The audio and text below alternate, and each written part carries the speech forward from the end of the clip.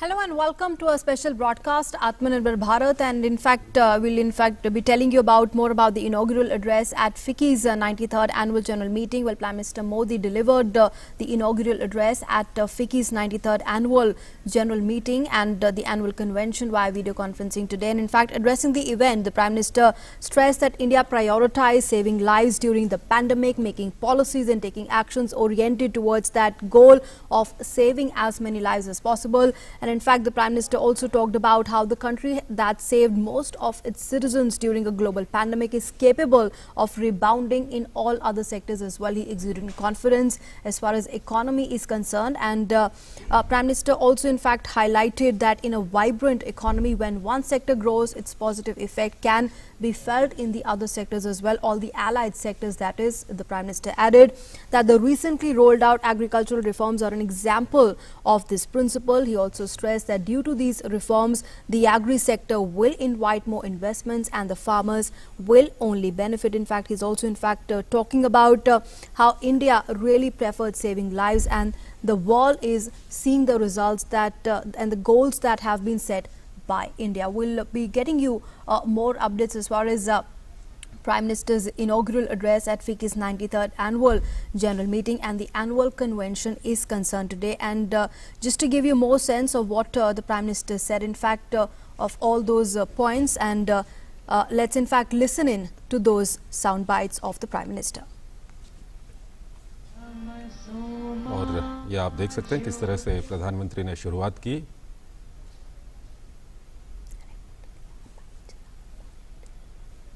Virtually वहां पर दीप प्रज्वलित किया गया प्रधानमंत्री की ओर से। के साथ एक इतिहास, एक सबक जुड़ा रहा है। जो देश ऐसी महामारी के समय अपने ज्यादा से ज्यादा नागरिकों को बचा ले जाता है, उस देश की बाकी सारी व्यवस्थाएं उतनी ही तेजी के साथ रिबाउंड करने की ताकत रखती है। इस महामारी के समय भारत ने अपने नागरिकों के जीवन को सर्वोच्च प्राथमिकता दी, ज्यादा से ज्यादा लोगों का जीवन बचाया, और आज इसका नतीजा देश भी देख रहा है, दुनिया भी देख रही है। And let's in fact also listen into more sound bites of the Prime Minister from that inaugural address at FICCI's 93rd annual general meeting. In fact, talking about the vibrant economy, the Prime Minister said that one sector grows, its positive effect reflects on all the other sectors. He also added that the recently rolled out agri reforms are an example in that direction, on working on that principle. In fact, he also said that these agri reforms will invite more investment and the farmers will immensely benefit. Listen in. Agriculture sector और उससे जुड़े अन्य क्षेत्रों, चाहे वो agriculture infrastructure हो, food processing हो, storage हो, कोल्ड चेन हो, इनके बीच पहले हमने ही ऐसी दीवारें देखी है। अब ये सभी दीवारें हटाई जा रही हैं, सभी अड़चनें हटाई जा रही हैं। इन दीवारों के हटने के बाद, इन रिफॉर्म्स के बाद किसानों को नए बाजार मिलेंगे, नए विकल्प मिलेंगे, उन्हें टेक्नोलॉजी का ज्यादा लाभ मिलेगा, देश का कोल्ड स्टोरेज इंफ्रास्ट्रक्चर आधुनिक होगा, इन सब से कृषि क्षेत्र में ज्यादा निवेश होगा। और आपको बता दें कि प्रधानमंत्री मोदी ने कहा कि फरवरी मार्च में कोरोना महामारी के कारण अनिश्चितता का माहौल था, लेकिन आज आर्थिक माहौल जो है वो उत्साह बढ़ाने वाला है। दिसंबर आते आते स्थिति बहुत बदली हुई नजर आ रही है। हमारे पास जवाब भी है और रोड मैप भी है। आज जो इकोनॉमी के इंडिकेटर्स हैं वो उत्साह बढ़ाने वाले हैं, हौसला बढ़ाने वाले हैं। संकट के समय देश ने जो सीखा है उसने भविष्य के संकल्पों को और दृढ़ किया है। प्रधानमंत्री मोदी ने कहा कि देश आत्मनिर्भर भारत कार्यक्रम को सफल बनाने के लिए प्रतिबद्ध है। उन्होंने कहा कि आत्मनिर्भर भारत हमें विश्व पटल पर प्रतिस्पर्धी बनाने का प्रयास है। आत्मनिर्भर भारत अभियान भारत में क्वालिटी प्रोडक्ट्स बनाने और भारतीय इंडस्ट्री को और ज्यादा कॉम्पिटिटिव बनाने का भी माध्यम है। और 2014 में पहली बार जब लाल किले से मुझे बोलने का मौका मिला था, तब मैंने एक बात कही थी कि हमारा लक्ष्य रहना चाहिए जीरो डिफेक्ट, जीरो इफेक्ट। साथियों, अनुभव रहा है कि पहले के समय की नीतियों ने कई क्षेत्रों में इनएफिशिएंसी को संरक्षण दिया है, नए प्रयोग करने से रोका है, जबकि आत्मनिर्भर भारत अभियान हर क्षेत्र में एफिशिएंसी को बढ़ावा देता है। And the Prime Minister also said that the foreign investors have made record investment in the FDI and the PFI in India during the COVID time. दुनिया का जो विश्वास भारत पर बना था, वो बीते महीनों में और मजबूत हुआ है। एफडीआई हो या एफपीआई, विदेशी निवेशकों ने रिकॉर्ड इन्वेस्टमेंट भारत में किया है और निरंतर कर रहे हैं।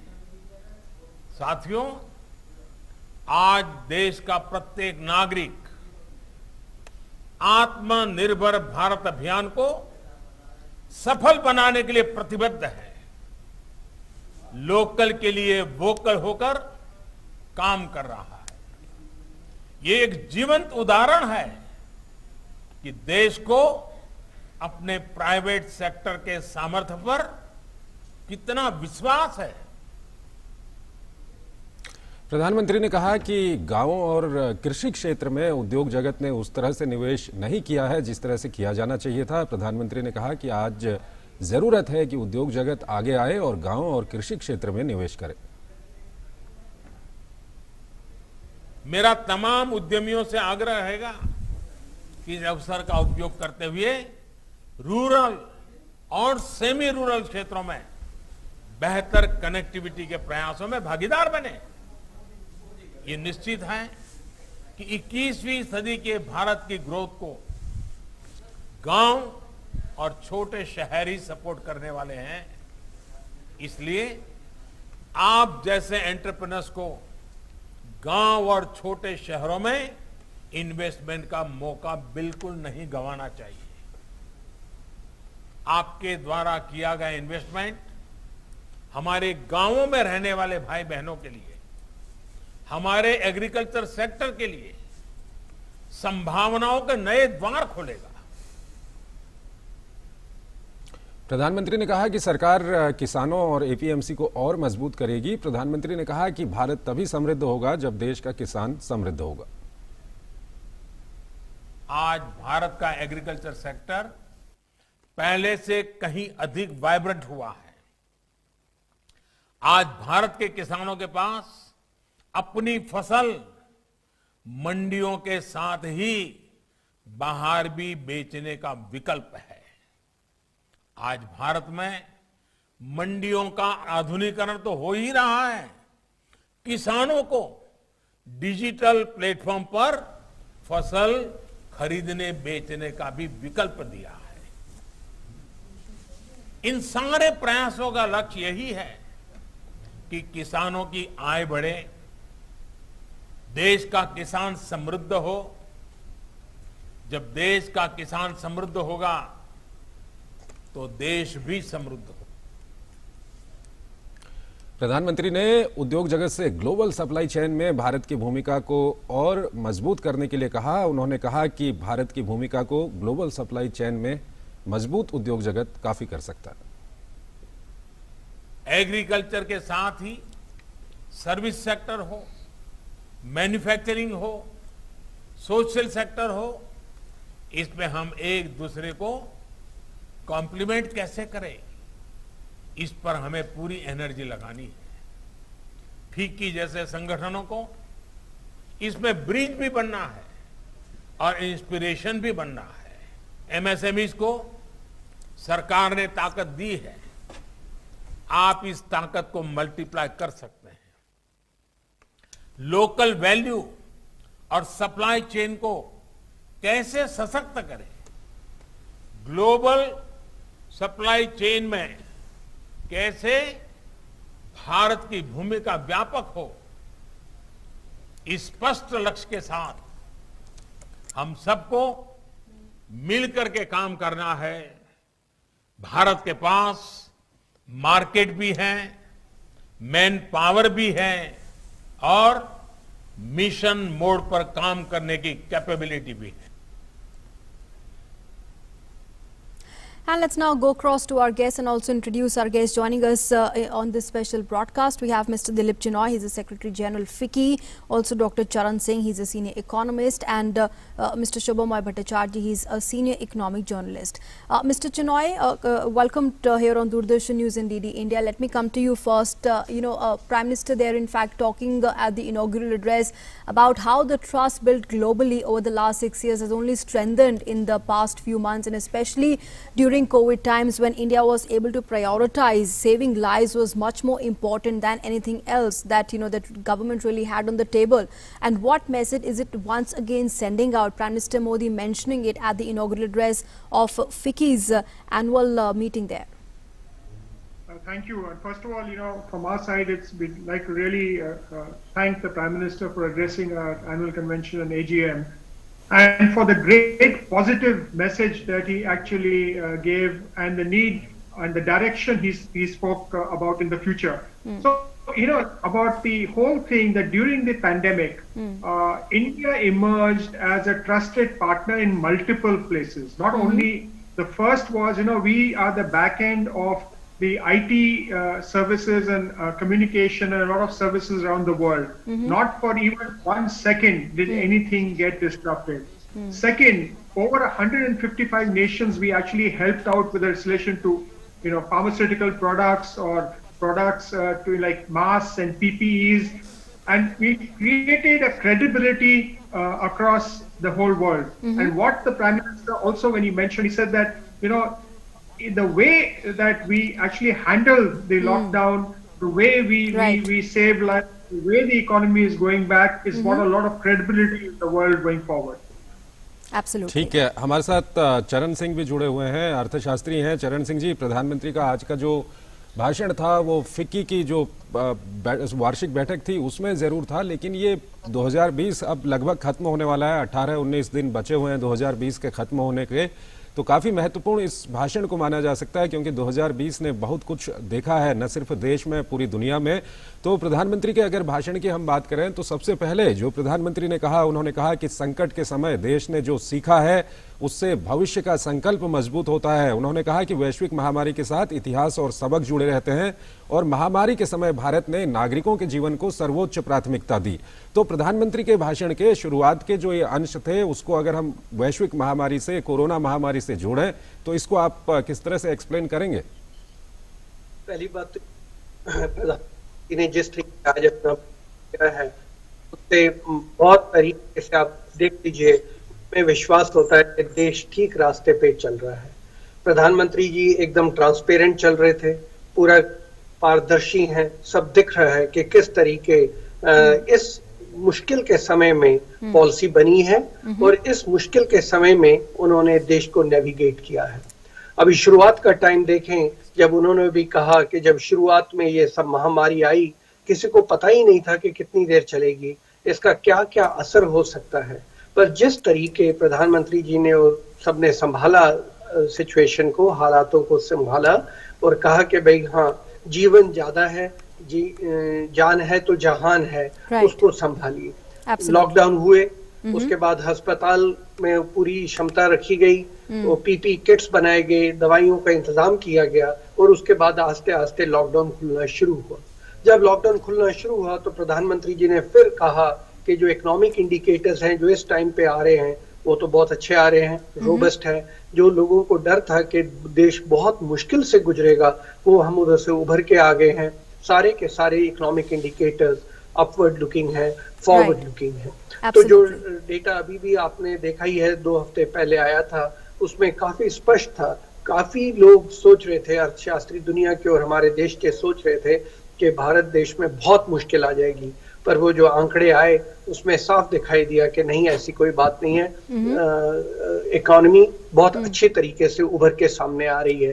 अब ये दौरान ये सब कुछ जो हुआ, ये बीमारी के दौरान जो सरकार ने इतने अच्छे कदम उठाए, और मैं ये भी कहूंगा कि प्राइवेट सेक्टर की सहायता के साथ सरकार ने जो कदम उठाए, हर दूसरे तीसरे हफ्ते आके कोई ना कोई उन्होंने कार्यक्रम सुनाया, बोला कि इस तरीके एमएसएमई को संभाल सकते हैं, इस तरीके एग्रीकल्चर को, इस तरीके इंडस्ट्री को, इस तरीके बैंकिंग चलता रहेगा, बैंकिंग में मॉरिटोरियम आएंगे और बैंकिंग इंटरेस्ट रेट पे ये सब करेंगे। सारी की सारी चीज जो इस दौरान हुई उसका श्रेय प्रधानमंत्री जी को जाना ही नहीं जाना है। चरण सिंह जी, यहाँ पर उन्होंने ये सारी सिचुएशन संभाली है। जो प्रधानमंत्री ने शुरू हो गए, प्रोग्रेसिव आंकड़े हैं और उनमें ग्रोथ भी आपने देखा। चरण सिंह जी, प्रधानमंत्री ने जो कुछ कहा वो हम लगातार ग्राफिक्स के जरिए दिखा रहे हैं। हम आपसे जानना चाहते हैं कि अगर हम 2020 की बात करें तो जब ये कोरोना महामारी शुरू हुई थी तब क्या स्थिति थी, उसके बाद स्थिति कितनी बिगड़ी और आज हम कहाँ हैं? हम दर्शकों के लिए आपसे ये जानना चाहते हैं क्योंकि आप एक अर्थशास्त्री हैं। तो अब जब हम लोग महामारी के अंदर पूरे ग्रस्त थे तो आपको पता है कि हमारे जो आंकड़े आए उस टाइम पे -23% के करीब चले गए। अभी जो उसका सेकेंड क्वार्टर के आए, जुलाई अगस्त सितंबर के, उसमें हम लोग 7.5 के करीब थे, काफी अच्छे थे। अभी जब आगे बढ़ के देखें, जिस तरीके के रिफॉर्म्स लिए गए और जिस तरीके डिमांड और सप्लाई को सपोर्ट किया गया, यहाँ तक मेरा विश्वास है कि दिसंबर के अंत के जो आंकड़े जनवरी के अंत या फरवरी में आएंगे वो काफी अच्छे होंगे, पर मार्च के तिमाही के आंकड़े मुझे लगता है पूरी तरह पॉजिटिव सेक्टर में होंगे। तो ये सारी जो ग्रोथ बढ़ रही है, यहाँ पर हम लोगों ने एम्प्लॉयमेंट भी बाउंस बैक कर रही है, इंडस्ट्री भी वापस आ रही है, बैंकिंग और इंश्योरेंस तो चलते ही रहे थे, आईटी तो चलता ही रहा था घर से, पर जो एमएसएमई, जो छोटे उद्योगपति हैं और जो इंडस्ट्री है और सर्विसेज हैं जो वापस आ रहे हैं, उसका कारण एक यही है कि सरकार ने जिस तरीके उनको सबको सपोर्ट किया है। उसमें एक उदाहरण मैं देना चाहूंगा, मुद्रा लोन्स और छोटे हॉकर्स जो फड़ी लगाते हैं उनके लिए जो सरकार ने लोन्स दिए, उससे एक आत्मविश्वास बढ़ गया कि हम लोग दोबारा उभर के सामने आ सकते हैं। Okay, let's bring in Shubhamay Bhattacharjee also here. Mr. Bhattacharjee, your comments as far as the government's planned and integrated approach is concerned, and he once again spoke about breaking the walls between different sectors and building bridges between different allied sectors. How important has that concept been, or that approach been by the government, especially tackling the present crisis that on the global stage vis-a-vis COVID-19?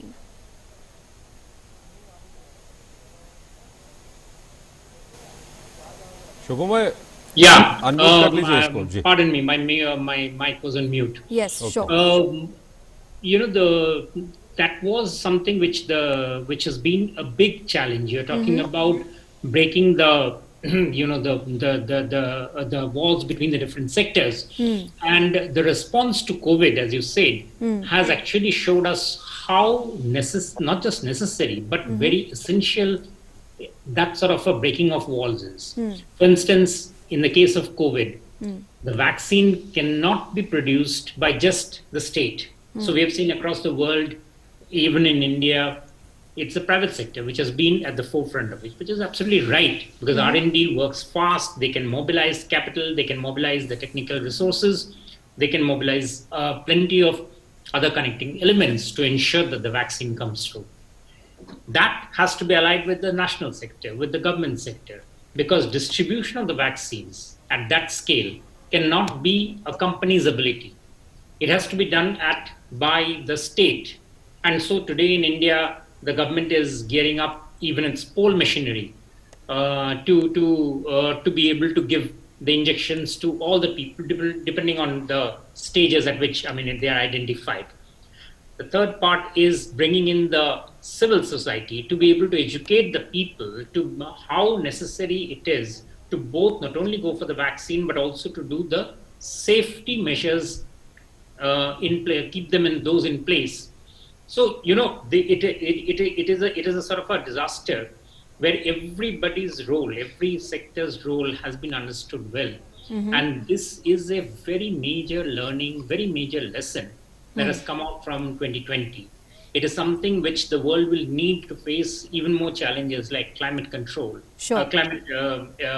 disaster avoidance, and others that come along in the 21st century. So it is something that we need, that is a lesson well learned. It's a lesson that has taken time to come through, to seep through, but it's a lesson that is getting along. And it's something which everyone is now aware and is willing to work on it as a viable model. ठीक है mister Chinoy, ये तो बात थी कि किस तरह से कोरोना महामारी के दौरान सब कुछ किया गया। प्रधानमंत्री ने कहा कि उससे पूरी दुनिया भी चकित है। अगर हम इंडस्ट्री के प्रोस्पेक्ट से बात करें तो प्रधानमंत्री कहते हैं कि आज पहले सब कुछ सरकार करती थी। उन्होंने कई सारे उदाहरण दिए, यहाँ तक कि उन्होंने कहा कि जो केक और ब्रेड बनाने का काम है उसको भी सरकार करती थी। आज वो कहते हैं कि सरकार सभी को प्रोत्साहित कर रही है। आज कॉर्पोरेट टैक्स दुनिया में सबसे ज्यादा प्रतिस्पर्धी भारत में है। सभी क्षेत्रों को इंस्पेक्टर राज से निकाला गया है। इसको आप किस तरह से एक्सप्लेन करेंगे अगर इंडस्ट्री के प्रोस्पेक्ट से हम बात करें और पिछले 6 सालों की बात करें तो अगर आप देखें तो जो कोई निवेश जो भारत में करता था उनके पास 3 मेजर मुद्दे थे जो वो कहते थे। वो पहले कहते थे आपके यहाँ जो टैक्स रेट बहुत हाई है, आपके लेबर कॉस्ट बहुत कॉम्प्लिकेटेड है, आपका ईज ऑफ डूइंग बिजनेस बहुत खराब है। तो पिछले 4 सालों में टैक्स रेट तो हम दुनिया के मुताबिक एक, और जो 15% है वो विश्व में एक तरीके से सबसे लो है। तो वो दूसरा जो ईज ऑफ डूइंग बिजनेस है वो हमने रैंक में इतनी छलांग मारी है और स्टेट्स भी कर रहे हैं। और वो दूसरा जो निवेशों का जो या भारत में थे या जो बाहर से आते थे वो एक तरीके से एक सुधार हो गया है।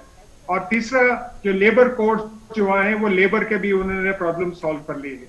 तो ये 3 बातें थी। एक बहुत ही महत्वपूर्ण रिफॉर्म हुए पिछले कई साल में और जिन्होंने ये इंडिया में एक तरीके के इंडस्ट्री को कॉम्पिटिटिव बनाने का एक माहौल पैदा किया है।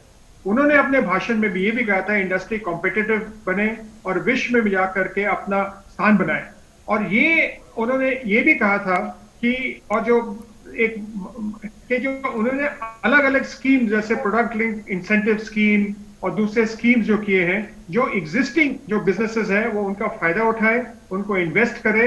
और आखिर में जो उन्होंने पॉइंट कहा था कि एग्रीकल्चर सेक्टर में भी प्राइवेट सेक्टर ने पिछले कई सालों में इतना इन्वेस्ट नहीं किया है, उनको इन्वेस्ट करना चाहिए और ये पूरा जो इकोसिस्टम है विश्व में भारत का एक पोजीशन बनाना चाहिए। तो ये बहुत साफ आ रहा था। और उन्होंने ये कहा था कि जो industry must be a bridge, और ये एक तरीके से बहुत ही महत्वपूर्ण संदेश है और ये काफी एक इंस्पिरेशनल एक तरीके से एड्रेस था, क्योंकि आगे जाकर के सारे वर्ग, उन्होंने कहा था सारे वर्ग को इकट्ठा होकर के एक इकट्ठा काम करना है कि हम आगे ग्रोथ हो और सब वर्ग या जो भारत में उनका फायदा हो। ठीक है मिस्टर चिनॉय, हम अन्य बातों की बात करें लेकिन जरूरी होगा कि थोड़ा किसानों की बात हम कर लें। और किसानों को लेकर के, कृषि क्षेत्र को लेकर के प्रधानमंत्री ने काफी कुछ कहा है। उन्होंने कहा कि जो कृषि सुधार किए गए हैं, आमूलचूल बदलाव किए गए हैं कृषि क्षेत्र में और इससे सबसे ज्यादा फायदा किसानों को होगा। उन्होंने कोल्ड चेन सिस्टम की बात की। प्रधानमंत्री ने कहा कि किसानों को तकनीकी और डिजिटली मजबूत किया जा रहा है। आज हर तरह से कृषि क्षेत्र को मजबूत किया जा रहा है। सबसे पहले मिस्टर चिनॉय, इस पे हम तीनों जो हमारे मेहमान हैं उनसे हम बात करना चाहेंगे इस मुद्दे पर। मिस्टर चिनॉय, प्रधानमंत्री का कहना है कि अगर हम कृषि क्षेत्र की बात करें या गांव की बात करें, उस तरह से इन्वेस्टमेंट नहीं किया है प्राइवेट सेक्टर ने जिस तरह से करना चाहिए था। प्राइवेट सेक्टर उस तरह से आगे नहीं आया है। इसको किस तरह से आप देखते हैं और क्या कुछ कहेंगे आप And इस just पर? to add to that, Mr. Chinoy, also in fact at this forum, Prime Minister Modi once again assuring the farmers of the country, regarding their concerns and demands, that all the walls and the obstacles are being removed, and after these reforms, farmers will get new markets, options, and more benefits of technology. So once again from this forum, Prime Minister Modi reaching out to the farmers and addressing their concerns. तो पहले तो मैं ये कहना चाहता हूँ कि अगर आप देखें तो जो कृषि क्षेत्र में जो ग्रोथ रेट्स हैं और अलग अलग जो हमारे इंडिविजुअल जो फसल है, चाहे वो चावल हो या गेहूं हो या दूसरे, हमारी जो प्रोडक्टिविटी रेट्स जो है काफी देशों से कम है। तो वो अगर जब हम प्रोडक्टिविटी नहीं बढ़ाते हैं, और जो पहले भी प्रधानमंत्री ने कहा था कि मोर क्रॉप पर ड्रॉप, ठीक है, और दूसरा जो इनपुट के कॉस्ट को कैसे कम करें, इनपुट से ग्रेटर प्रोडक्टिविटी लें। तो ये देखिए, अगर एग्रीकल्चर सेक्टर में जो अभी सुधार किए गए हैं और उन्होंने टेक्नोलॉजी अंदर लाने की जरूरत है। अगर आप precision, you see precision irrigation, and you see a lot of startups working in the agricultural space, use of drones, use of digital things to actually create the farms. There's a lot of technology that is required, and the private sector has developed technology. And the people who have developed this technology need to create partnerships with the farm sector and enable this productivity to go up, enable the products to reach the consumer. And the whole value chain, you need to reduce the cost and the logistics costs and the overhead costs, so that the farmer gets more income for the crop that he produces. And at the same time, we can actually be the food basket of the world. We can actually be the granary to the world. A lot of people say that we're the pharmacy to the world. We can also be the granary to the world if this whole thing does. I think the private sector needs to invest more in the agriculture sector, across different spheres going forward. ठीक है, doctor चरण सिंह, आपकी क्या प्रतिक्रिया है? अगर हम कृषि क्षेत्र की बात करें तो किस तरह से इस क्षेत्र को आप एक्सप्लेन करेंगे? प्रधानमंत्री ने कहा कि निजी क्षेत्र आगे आए, और साथ ही साथ उन्होंने कहा कि इतने आमूलचूल परिवर्तन किए गए हैं कि इसका सीधा से सीधा फायदा किसानों को होगा। किसान समृद्ध होंगे तो देश समृद्ध होगा। देखिए, कष्ट होते कि मुझे तो प्रधानमंत्री ने बहुत अच्छे किए हैं रिफॉर्म्स। उन्होंने खुद ही कहा कि 2014 में जब मुझे पहला मौका मिला तो मैंने उस टाइम पे कहा था कि zero defect zero effect. Zero effect का मतलब कि एनवायरनमेंट पे फर्क ना पड़े, और जीरो डिफेक्ट का मतलब कि एफिशिएंसी बहुत अच्छी हो। तो देखिए, उन्होंने जब इंडस्ट्री को ये कहा 6 साल पहले, तो उसके बाद इतने सुधार लाते गए, बैंकिंग में सुधार लाए, इंडस्ट्री में काफी उन्होंने सुधार लाए। अभी एग्रीकल्चर की बारी है, तो एग्रीकल्चर में भी वो सुधार ला रहे हैं 6 साल के बाद। और उनके जो सुधार है, और उनके आज जो उन्होंने भाषण दिया उसमें साफ दिख रहा है कि उनकी क्लैरिटी एकदम थॉट की है कि देश ने अगर आगे बढ़ना है तो जहां जहां पे भी छोटी छोटी रुकावटें पड़ी उन सबको हमने निकालना है। तो निकालने के उसी को रिफॉर्म्स कहा जाता है। पहले भी 1991 में रिफॉर्म्स हुए थे, कुछ रिफॉर्म्स तब हुए पर उसके बाद काफी देर तक रुक गए। सारे अर्थशास्त्री कह रहे थे कि अगर देश ने $5 ट्रिलियन या 10 या 20 ट्रिलियन डॉलर इकोनॉमी बनना है, दुनिया के साथ अपने आप को compete करना है, तो ये छोटी छोटी रुकावटें हमें निकालनी पड़ेंगी और बड़े बड़े खतरनाक रिफॉर्म्स लाने पड़ेंगे। तो वही वो प्रधानमंत्री कर रहे हैं, उसी लड़ी में आगे चलते जा रहे हैं।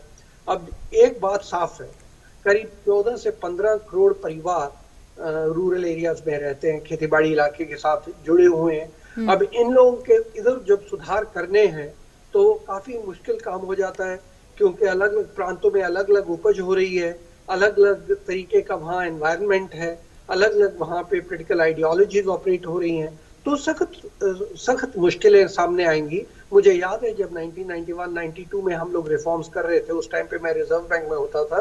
फाइनेंशियल सेक्टर रिफॉर्म्स जब करने पड़े थे, फाइनेंशियल सेक्टर रिफॉर्म्स पढ़े लिखे लोग वहाँ कर रहे होते हैं, उधर भी हम लोगों को बहुत मुश्किलें आ रही थी। अच्छा, उस टाइम पे भी हम लोगों ने काफी कोशिश की और काफी अड़चनों के बाद रिफॉर्म्स को आगे लेके आए। उसी तरीके अभी क्योंकि इतने प्रांत इन्वॉल्व हैं, तो खेती बाड़ी में भी रिफॉर्म्स लाने जरूरी है।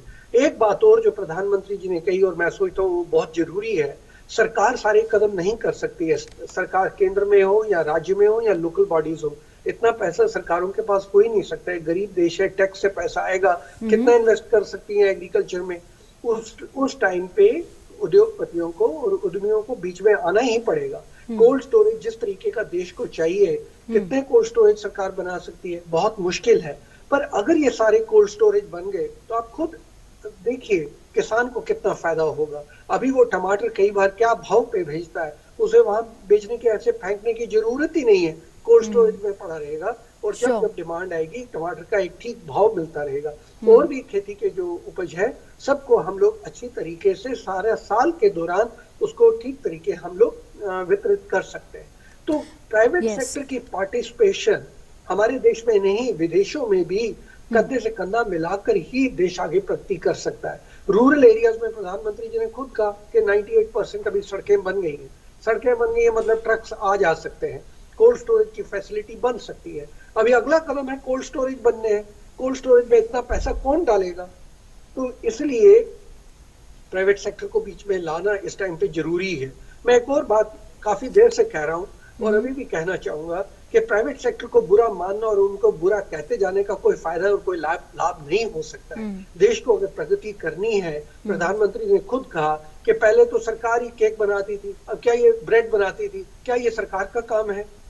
तो सरकार का काम गवर्नेंस है और कोशिश करनी है कि अड़चने हट जाएं ताकि प्राइवेट सेक्टर आगे से आगे बढ़े और प्राइवेट सेक्टर को भी फायदा हो, हम हर किसी को फायदा होगा, एम्प्लॉयमेंट बढ़ेगी, हम लोग की जो उपज है उसका ठीक दाम हमें मिलेगा, हर एक को उसी में फायदा है। तो ये मुझे लगता है जो रिफॉर्म्स का दौर अभी प्रधानमंत्री जी ने शुरू किया एग्रीकल्चर सेक्टर में, लड़ी जो रिफॉर्म्स की 2014 से चल रही है उसमें एकदम ठीक फिट हो रहा है।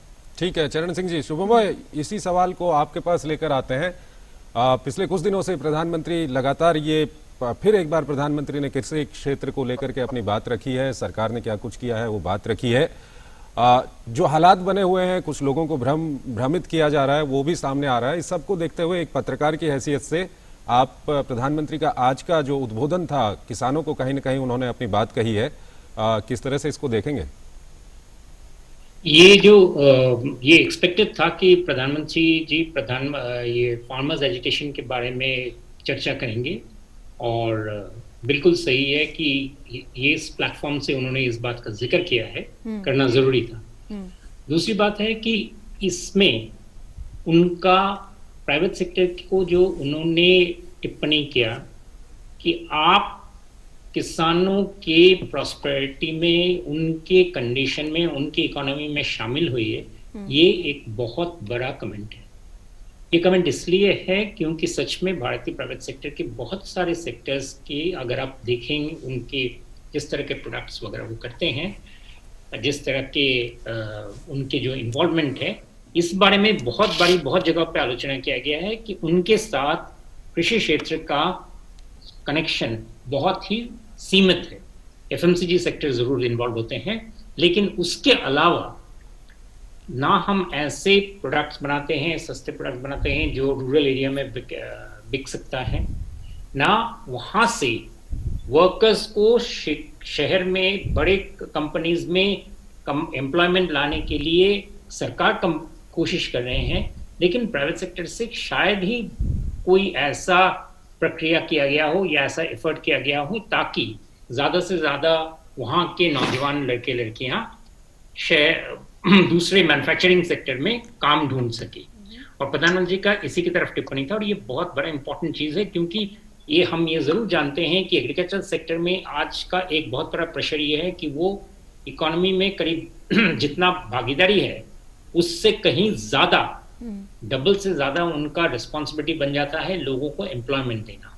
और कृषि क्षेत्र में जो प्रेशर का वजह काफ़ी इस वजह से है कि एम्प्लॉयमेंट का वहाँ पर सुविधा नहीं है, लेकिन ज़्यादातर लोग को वहीं पर रहना पड़ता है।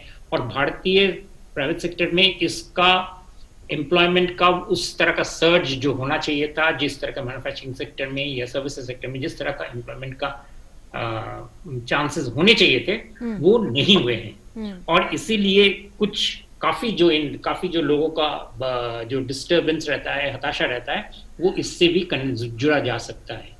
तो मैं मानता हूँ ये एक इम्पॉर्टेंट कमेंट है और इसको चूंकि एक इंडस्ट्री चैम्बर के प्लेटफॉर्म पे उन्होंने कहा है, इसको गंभीरता से लेनी चाहिए और इस बारे में जरूर इस पर स्टेप्स लेने चाहिए, क्योंकि ये कनेक्शन कि गांव के लड़के लड़कियों को शहर में दूसरे क्षेत्र में लाकर उनको नौकरी दिया जाए, ये चीज अगर हम ना देखें तो कृषि क्षेत्र का जो उन्नति की बात हम कर रहे हैं वो उन्नति में काफी हद तक ये बाधा रहेगा। Okay. Dr. Singh, I would like to come to you once again, and important points that you were, you were making there as far as cold storage is concerned in the agri reforms, and of course this would discourage, mis-selling or inappropriate selling of the farmers' produce there, and how through these reforms really that have been introduced and taken forward in the past 6 years, how there's been more coordination between different sectors, the allied sectors, and bridges have been built, the walls have been broken, and he also in fact spoke once again about the Atmanirbhar Bharat and how that has really led to boosting efficiency amongst all the sectors, especially when we are dealing with this current pandemic. Yes, you're right. If the country has to progress, there has to be seamlessness, and there has to be continuity, and there has to be movement of goods and services across the country. So therefore it is important, and if you look at the sequence of reforms that this Prime Minister has introduced, one nation, one tax, one market, what is the point of all this? The point is that you usher in competition. If you usher in competition, but there are no cold storage for my tomatoes or my fruit or my vegetables, what does this one market mean? I can produce things in one part of the country, there is the shortage in the other part of the country, but I do not have cold storage to move my goods there. What purpose does it serve? So therefore, the Prime Minister's sequence of reforms, I think, is thought through, and I think is well-meaning. And therefore, in the context of the current farm laws that he has introduced, and in a way he has been trying in today's speech to defend them, or not only to defend, but also tell them that why they were brought in and how they are going to be beneficial for the whole country, including the farmer sector, is very important. To my mind, there is no single country in the world which on the shoulders of the government can only bring in reforms. The participation of the private sector unleashes complete animal spirits, and then across the country, development can take place. This is exactly what the Prime Minister is trying to say, that on one hand, I have done the reforms in industry, both in large industry and MSMEs. He spoke about the tax rates, and this is where he said that FDI and FPI is coming in large numbers. The country is a attractive destination to the world, and I want to take it forward. I want these advantages to reach the rural areas, including the farm sector, and to open up the farm sector so that the recipients of these advantages, they will have to do something. He is inviting the private sector to come and participate in the riches which are in the hinterlands. He is telling the private sector that, look, there is scope, there is lots of profit making, but go invest there. Now, here is an example which, of course, he didn't say, but as I interpreted it, that there are private sector entities which have done lots of work and they have gained the confidence. Probably Ratan Tata is one of them. The way he sets up the city and the whole area starts developing. So, therefore, I always say that just thinking that the private sector is bad is not the right way to think if we want the country to go and march ahead. We have to remember, in countries like America, where public and private partnership has been at the maximum, I've lived there, I've studied there, I've seen huge number of aircrafts on farms. And therefore, the richness that is there in the farmland has to be brought out. And he's telling the private sector, look, there is lots of scope. There's lots of scope in the rural areas. Please go there. And he's also telling the rural sector that, look, if we have to march ahead, you have to get the profits of your labor, the right price of your products. You will have to also be recipient to the fresh ideas and work shoulder to shoulder with the private sector. While the government can provide roads, we need to modernize the rural sector. There's another reason, other than just benefiting from the global market that we will soon become. We have 16% of the world population. Why can't we be in everything? Number one, we have to be, if other countries can. But one thing which I'm trying to say now is that if you want to look at the migration and urbanization process in a country like India, it will be a huge challenge. I think at the back of Prime Minister's mind is when he says, I'm going to provide facilities in the rural areas, There is Wi-Fi which will be provided. They're installing the private sector. Go and take advantage of it. He is in a way, in a subtle way saying, we will make the rural areas so good, they'll be worthy of living. The pressure on urbanization would be minimized. And I think that's a good way. And Sure. one of my articles which I wrote about 7 years back, 6 years back, I wrote about Rurban. You make the rural area worthy of living, has all the facilities like the Wi-Fi and modern things, and therefore you don't have to come into an urban area to take those advantages. In his speech, I could see those glimpses of Rurban, and I think that's the right thing to do. Just imagine, the last point I want to make here is, just imagine the country where we have so much of scope in the hinterland. We will be so rich and so prosperous within our own country, we don't have to look for export markets at all. And while the pandemic is impacting the export markets, we are not able to reach them. I think it's a good idea to look inwards and within our country develop the hinterlands. This is where I think the Prime Minister is hinting at. Sure, doctor absolutely. चरण सिंह, हम mister Chinoy से बात करें उससे पहले एक आपसे और सवाल जानना चाहेंगे, क्योंकि आप अर्थशास्त्री भी हैं। प्रधानमंत्री ने कहा कि आज दुनिया में, भारत में अगर देखें तो सबसे बड़ा डीबीटी सिस्टम काम कर रहा है।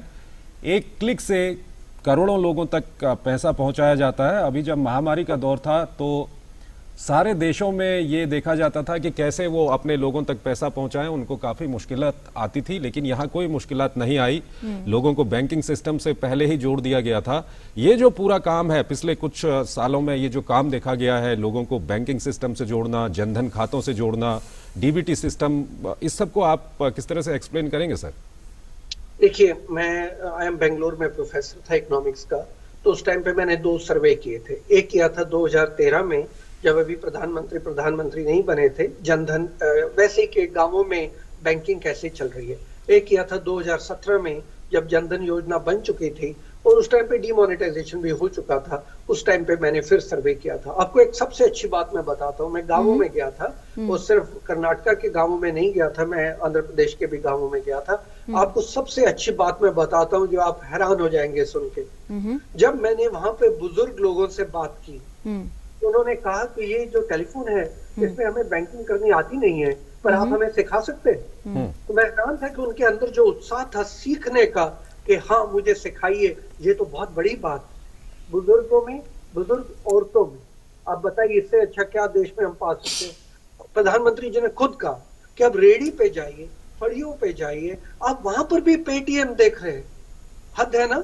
और आपको मैं एक बात बताता हूँ, पेटीएम और भीम 2 अलग अलग पैकेजेस हैं, पर आपको पता है कि जो वहां पर हम लोग आईटी से इतने अच्छे जुड़े हुए लोग हैं हमारे देश के, अगर उनके पास पेटीएम का वो चीज है, आप उस पे भीम का चला दीजिए, भीम भी चलता है।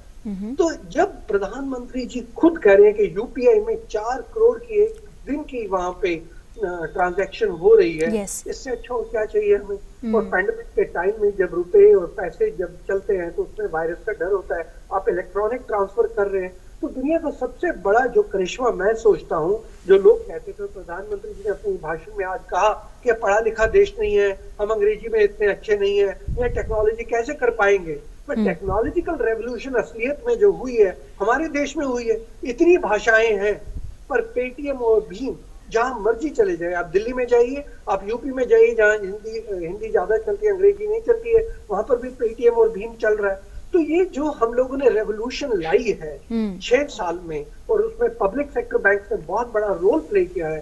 35 करोड़ के करीब हम लोगों ने खाते खोल दिए हैं जनधन के, जहाँ बैलेंसेस बहुत कम है, पर अब उनका फायदा हो रहा है। जो पब्लिक सेक्टर बैंक ने उस टाइम पे इन्वेस्टमेंट किया था और घर घर जाके खाते खोले थे, अभी वही जो यूपीआई की ट्रांजेक्शन और ई वे बिल बन रहे हैं, वही पब्लिक सेक्टर को अभी उनका फायदा हो रहा है। तो ये एक रेवोल्यूशन हुई है हमारे देश में। इसका आगे क्या बनना है, फिनटेक बन जाना है। तो इसलिए जो देश, मैं तो कहता हूँ हम, क्योंकि महामारी के कारण कुछ देर के लिए $5 ट्रिलियन इकोनॉमी के बोली भूल गए हैं, पर अगर देश ने आगे बढ़ना है तो यही फिनटेक, यही डीबीटी, यही जनधन, इन्हीं ने हमें आगे लेके जाना है। उससे भागीदारी में हर घर बीच में आ गया है। तो जैन की ट्रिनिटी जब बनी थी, यहाँ पर हमने कहा था कि सेल फोन होगा, जनधन अकाउंट होगा और आधार कार्ड होगा, जिससे पेमेंट एक सिक्योर हो जाती है और पता लग जाता है कहाँ से पैसा कहाँ जा रहा है, उससे देश आगे प्रगति करेगा। यही चीज मेरे ख्याल प्रधानमंत्री जी के विचार में है, जो उन्होंने अपने भाषण में आज बताने की कोशिश की।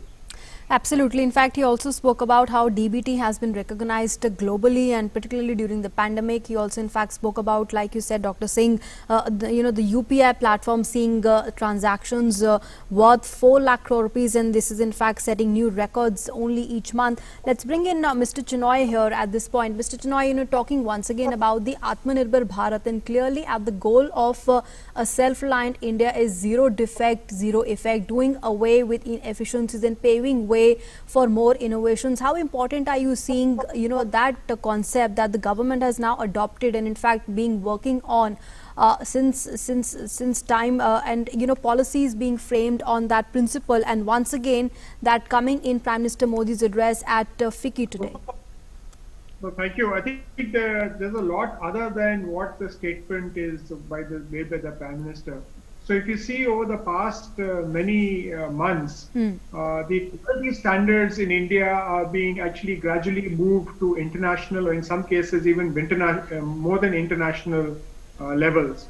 So even to sell in the domestic market, you have to ensure that you face adequate, you have actually good quality and good quality systems going forward as far as the end product is going.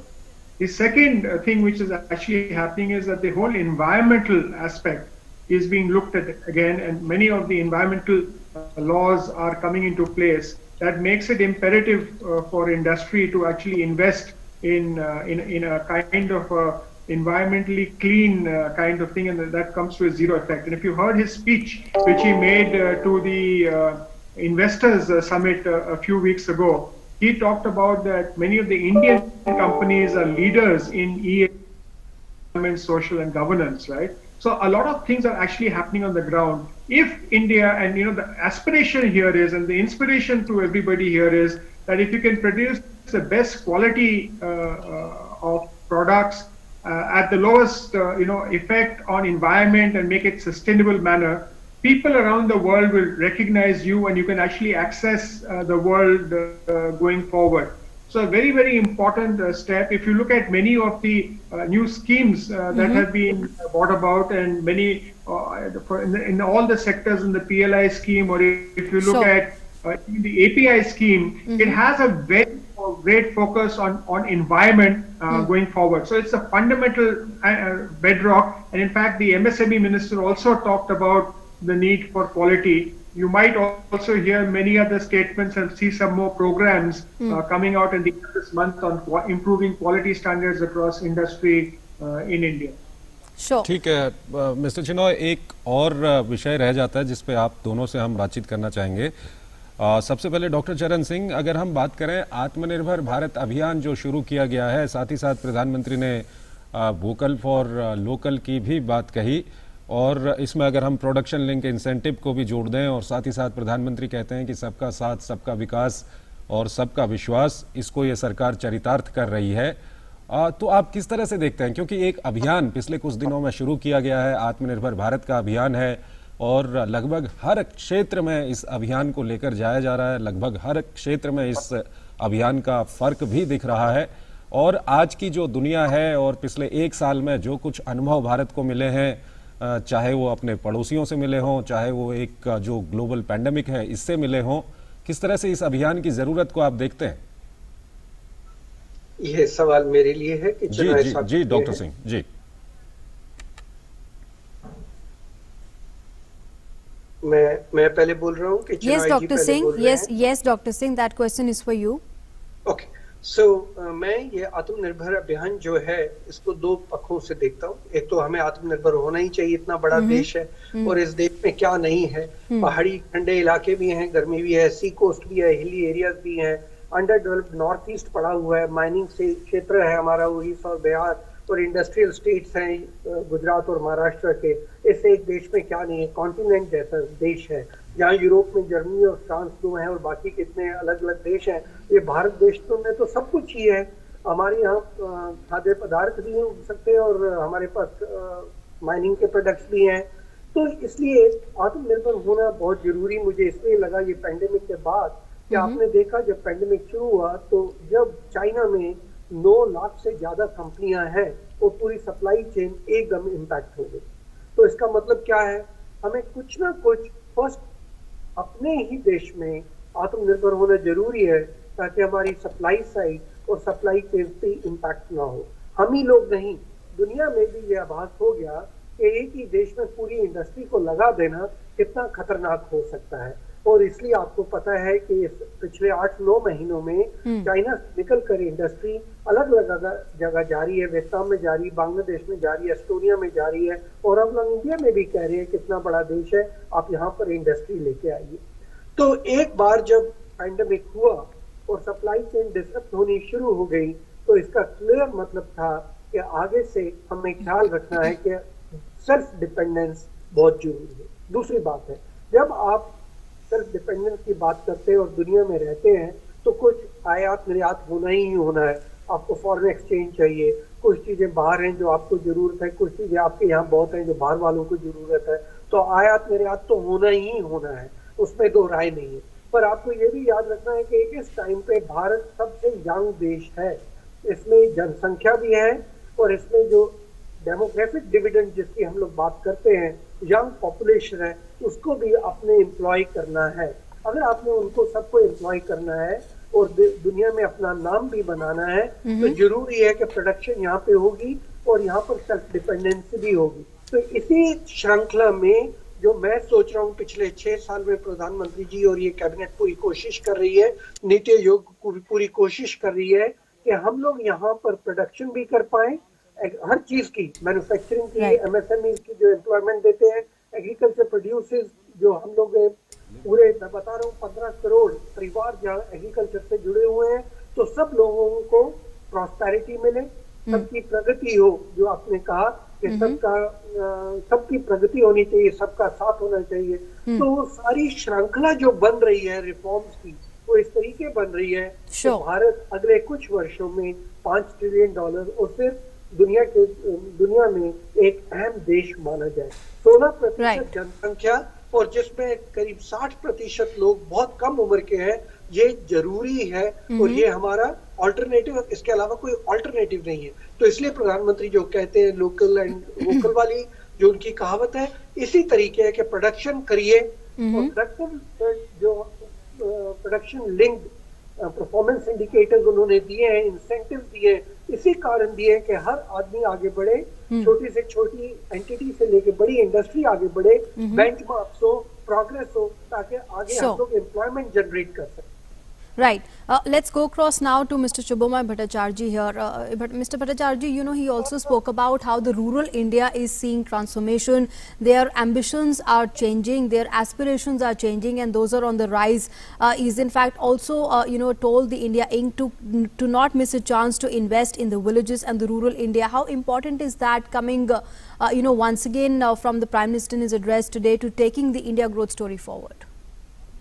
Absolutely. Very, very important, because that's where, we have seen in this year, for instance, when demand slipped off from urban India due to the lockdown, we saw that it was the rural demand which was sort of holding up a large part of the economy. So essentially, there is an immense potential which has not been exploited. And why hasn't it been exploited? It is principally because the companies producing products didn't really look at how to make them at price points which are competitive. And if it's not competitive, then obviously they will not be using it. You know, for instance, the telecom revolution in India has expanded because the prices were made competitive, and that is why people flocked across India to buy the telecom products. We need several such examples from our different sectors. The reason why many imported goods, for instance, had become useful was because they were selling at prices much lower than what the domestic industry was offering. And these are exactly the pain points which we need to overcome. And that is what the Prime Minister was talking about, that how rural sector, both not only as consumer, but also as producer, needs to be integrated into the value chain of the industrial production lines. For instance, food processing is a fantastic opportunity. But even now, when you go to the shelves of any supermarket, one of the first things that you see is that the products are mostly foreign. Now, why does it happen? It happens because the Indian food processing companies have not come of age. There are very few of them which have the scale to be able to use the massive resources that are being produced on our farms. There's about 300 million tons of vegetables that we produce. It doesn't get used. It gets used rather often when it gets exported, gets processed there and comes back. Now that's not something which is good for the shape of दरअसल हम बिल्कुल कार्यक्रम के अंतिम में हैं, तो doctor Chinoy अंतिम सवाल हम आपसे ही पूछ रहे हैं। प्रधानमंत्री ने कहा कि 75 साल पूरे हो जाएंगे आज़ादी के 2022 में, और फिक्की अपना 100वीं एनिवर्सरी फिक्की इस वक्त अपना मना रहा है। तो फिक्की की अगर हम बात करें, तो आत्मनिर्भर भारत की हम बात करें, तो फिक्की का कितना बड़ा रोल आप समझते हैं इसमें? धन्यवाद आपका प्रश्न के लिए। जो अगले साल जो 2022 में 75 साल पूरे होंगे, हम अगले साल अगस्त से शुरू करेंगे। आज जो था हमारा 93rd एनुअल सेशन था, तो हमारे 7 साल है 100 तो उन्होंने ये किया था कि अगले 7 साल में अब हमें बहुत काम करना है। हमें एक तो ब्रिज बनना है इंडस्ट्री और गवर्नमेंट के द्वारा, दूसरा अलग अलग सेक्टर्स के बीच पे भी एक ब्रिज बनना है, और तीसरा जो है कि भारत के लिए वोकल फॉर लोकल उन्होंने जो कहा था, और चौथा जीरो इफेक्ट तो आपने जिक्र किया था पहले, हमने इसके ऊपर थोड़ी चर्चा भी की थी। और उन्होंने कहा था कि जो रूरल सेक्टर, जैसे अभी शुभना ने बताया था कि फार्म सेक्टर और प्राइवेट सेक्टर में इन्वेस्ट करना, प्राइवेट सेक्टर को इन्वेस्ट करना, ये बहुत बड़े कदम है। और कई मुद्दे उन्होंने उठाया था, क्योंकि ये मेरे ख्याल से एक बहुत ही कॉम्प्रिहेंसिव एड्रेस था। उन्होंने हर वर्ग और हर सेक्टर की एक तरीके से एक दिशा दिखाई, और लोगों को कहा कि भाई 2020 हो गया सो हो गया, आगे अब देखिए, और आगे भारत का भविष्य मिलजुल करके एक बनाए, और भारत का जो विश्व में स्तर है उसकी जो पिछले 1 साल में हम उसकी जो बुनियाद लगाई है उसके ऊपर बिल्ड करके एक ग्लोबल इम्पैक्ट करें। ये बहुत ही बड़े संदेश था। और फिक्की ने, जैसे हमारे उदय शंकर जी ने कहा था, हम कदम से कंधे गवर्नमेंट के साथ कंधा मिला करके आगे जाएंगे, और सब स्टेक होल्डर्स को साथ लेकर के एक नई जो उमंग से अब कार्यक्रम शुरू करेंगे। बिल्कुल मिस्टर चिनॉय, काफ़ी महत्वपूर्ण ये मौका होगा, क्योंकि आज़ादी के 75 साल देश मनाएगा, आप फिक्की के 100 साल मनाएंगे, और फिक्की से काफ़ी ज़्यादा उम्मीदें देश को भी है। और आज की जो दुनिया है, आज की दुनिया में इंडस्ट्री ट्रेड बहुत बड़ा एक पहलू होता है। तो इसी के साथ हम इस कार्यक्रम को यहीं पर समाप्त करते हैं, और काफ़ी अच्छी चर्चा आज हुई है प्रधानमंत्री के भाषण पर। Yes, and thanks very much for joining us here on Mr. Chinoy, Dr. Singh and Mr. Bhattacharjee. Thanks to all of you very much for joining us here on our special broadcast. With that, it's a wrap. Thanks for being with us. नमस्कार।